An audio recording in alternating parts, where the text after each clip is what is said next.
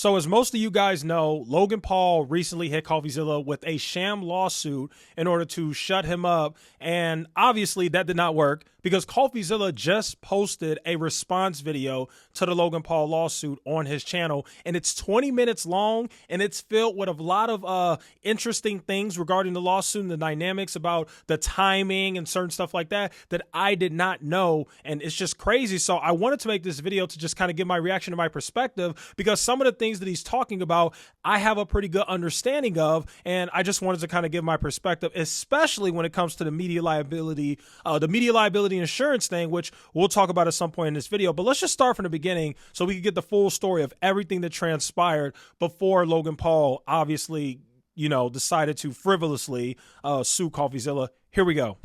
Logan Paul is suing me for CryptoZoo only a year after he thanked me for it. Rather than pay back his victims fully, Logan would rather publicly humiliate himself in court by accusing me of defaming him. He's hired 5 lawyers to sue me, which he hopes will stop me from exposing him again. You see, only 5 lawyers. 5 lawyers. I do want to break that down just really, really quick. So this is what I honestly think happened with that. Because for those who don't remember, this whole Logan Paul situation with Coffeezilla happened 2 years ago. This started in 2022 when Coffeezilla, this was like December 2022 when Coffeezilla first exposed Logan Paul for the whole CryptoZoo thing. And so what happened was after that situation happened, it kind of dragged on into 2023. And at the very beginning of 2023, Logan Paul threatened on numerous occasions, even made a response video that he later ended up deleting. And he basically said, I'm going to sue you, Coffeezilla, I'm going to sue you. And this is what I really think happened. I think what happened was he probably reached out to some lawyers to sue, and the lawyers probably gave him good advice, which is what a good lawyer would do, and said, look, man, you suing this guy doesn't make any sense considering your net worth, considering the fact that he absolutely told the truth, and considering the fact that you really don't have a case here. Now, the reason why I think Logan Paul sued Coffeezilla this time is 100% to silence him, and I also think that what Logan Paul did is he said, look, I don't care what you think. I don't care how bad you think this is. Do you want my money or not? I want this guy to shut up. Take my money and sue him. This man found 5 law firms that desperately would love to take advantage of him and his money. And they said, okay, you want us to do it? We'll do it. That is what I honestly believe happened. I think originally his lawyers said, don't do this. He found law firms that were willing to do it. And he said, I don't care if this is frivolous. I don't care if I don't have a chance of winning. I got to do something. This dude is killing me. He will not take his foot off my neck. I got to make it stop. That is what I think happened. Let's keep going. Hours before this lawsuit was filed, I had reached out to Logan Paul about a new investigation into one of his companies, which has just been accused by the Canadian government of being a multi-layered fraud in Canada. Oh my God. Oh my God. So once again, so this is why he sued him.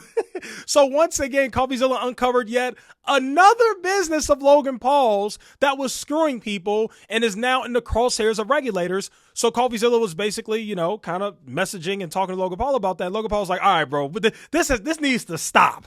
How many of my scams are you going to expose? You're getting sued. That is so crazy to me. And this is where I have to get to my one embarrassing mistake in all of this. See, my defense against rich people like Logan Paul is media insurance, for frivolous lawsuits. So when I was sued, I immediately called my insurance company to file a claim, so I wouldn't have to pay for it. But they told me they're not going to pay. They're trying to get out of covering us, using lawyers in fine print. It's a long story that I will be explaining on my second channel because insurance underwriting is very boring. But that is absolutely insane, guys. So for those who don't know, I'm sure there's other YouTubers who have media insurance, but the main ones that I know of is Scott Schaefer has media insurance. Finance YouTuber Meet Kevin, who I made plenty of videos on, he has media insurance, media liability insurance, and Coffeezilla has media liability insurance, and I do as well if I haven't said that already.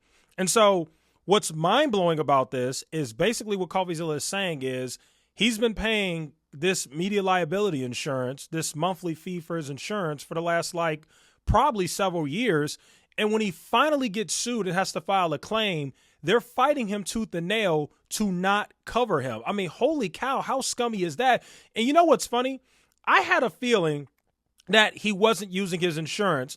Because for those who don't remember, Legal Eagle posted a video about Coffeezilla and the Logan Paul lawsuit, and he actually had an interview with Coffeezilla's lawyer. And in that video, we found out that Coffeezilla was using a very prestigious law firm. He was literally Coffeezilla's legal representation is the exact same guy who represented the Sandy Hook families for Alex Jones, where he got them a $1 billion judgment. Yeah, that guy.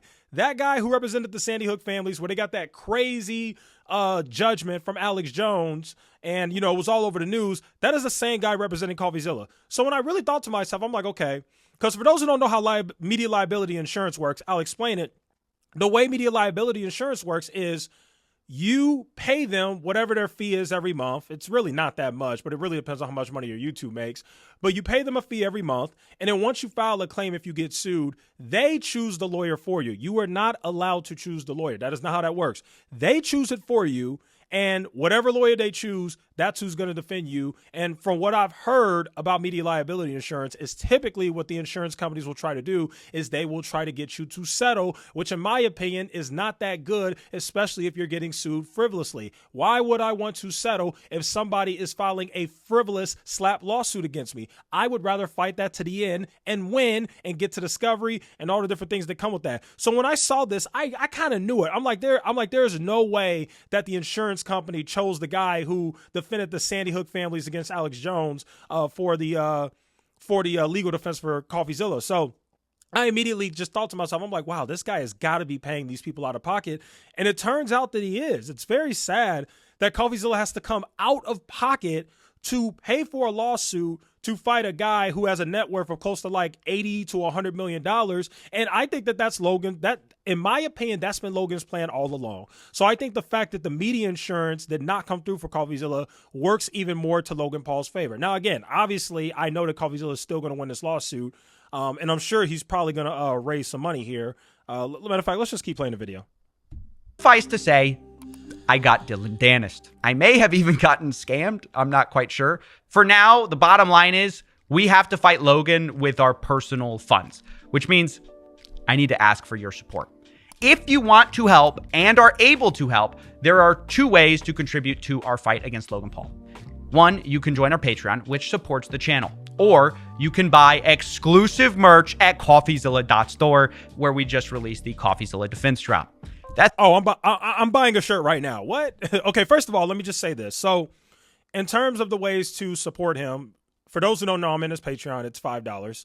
I mean, that's great. I understand where Coffeezilla is coming from, and I like the merch thing.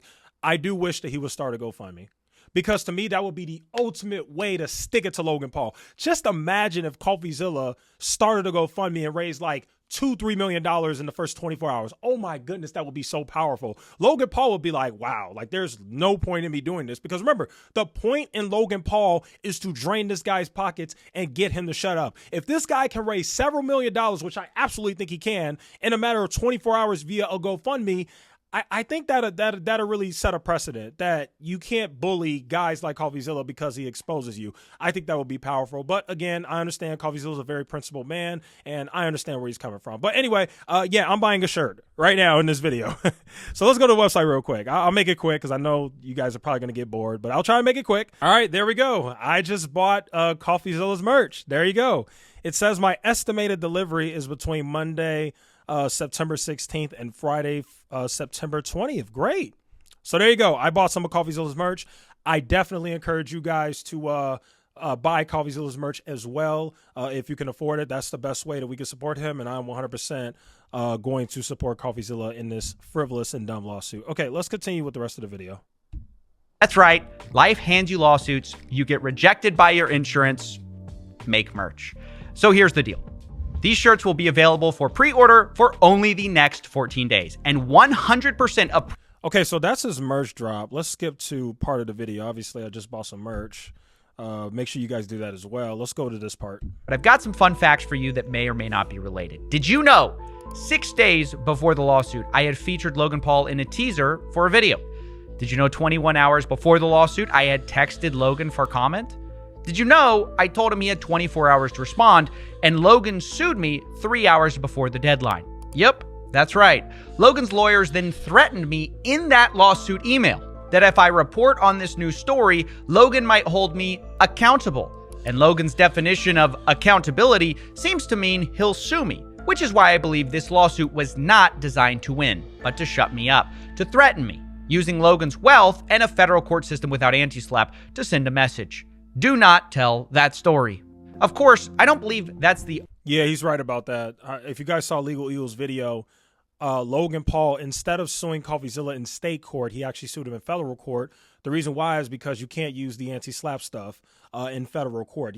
I guess according to Legal Eagle, federal does not, like anti-SLAPP doesn't apply in federal court. Like that rule isn't even a thing. It's only a state court thing. So Logan Paul strategically sued him in federal court. And again, this is how you know he's specifically being strategic and trying to shut Coffeezilla up and also completely bankrupt him and basically get him off the internet. It's the typical rich, scummy bully tries to harm another YouTuber financially in order to silence them forget even criticizing you. He just downright exposed you and you can't stand it, and it's absolutely sad. But, I don't want to play the entire video. Obviously, you guys can go and watch Coffeezilla's video for yourself. I just wanted to go over some of the parts of it because I think it's very interesting. So just to kind of recap, Coffeezilla absolutely got screwed by his insurance company because his media liability insurance decided that they do not want to cover him, which is absolutely insane. And then you also have the fact that Coffeezilla literally uncovered the fact that another one of Logan Paul's companies screwed people. So he told Logan, like, hey, what's up with this? On top of the CryptoZoo stuff. Oh, by the way, let's not forget, Logan Paul still hasn't paid back the people, the victims who got screwed by CryptoZoo. I mean, this thing is just a mess. This is crazy. Translation, short story to keep things direct and short here, folks. Logan Paul is a piece of garbage. He is the scum of the earth. It's unbelievable to me that anybody over the age of 18 would even be a fan of this guy. I mean, if this guy's fan base is a bunch of kids, I would understand. But you and I both know that he has a lot of adults that unfortunately are his fans, and I just do not understand it. But anyway, Coffeezilla, thank you for all that you do. Keep up the good fight. As you can see, I bought your merch. I think Coffeezilla's going to win, guys. This lawsuit's going to take a while, just so you know. It's going to take years. If this thing goes all the way through, like it doesn't get dismissed or anything like that, if it goes all the way through, it's going to take years. We'll be talking about this lawsuit in 2026 if this, if it goes all the way through. So good luck out there, Coffee. The people are 100% behind you and supporting you. And, you got my full support. That's all I got to say. And you have the people's support, obviously, because you have a huge following. And that's today's video, guys. Thanks for watching. I'll see you guys in the next one.